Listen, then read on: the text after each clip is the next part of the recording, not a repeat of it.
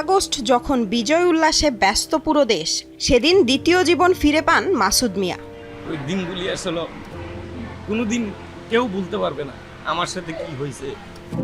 কিভাবে লাশের ভিতর থেকে ফিরে পেল প্রাণ, সে হিসেব নিকেশ মেলাতে বেশ কষ্ট হচ্ছিল মাসুম মিয়ার। কালিমা পড়ছিলাম হয়তো যে মারা যাব, বেঁচে আছে। 5 আগস্ট সন্ধ্যায় রাজধানীর বাড্ডা এলাকায় বিজয় মিছিলে বের হন মাসুম মিয়া। হুট করেই মিছিলে ছুটে আসে এলোপাতাড়ি গুলি। প্রায় 150 ছড়রা গুলি লাগে মাসুম মিয়ার শরীরে। এক পর্যায়ে জ্ঞান হারান মাসুম। পুলিশ সেখান থেকে তাকে তুলে নিয়ে রাখে লাশের স্তূপে।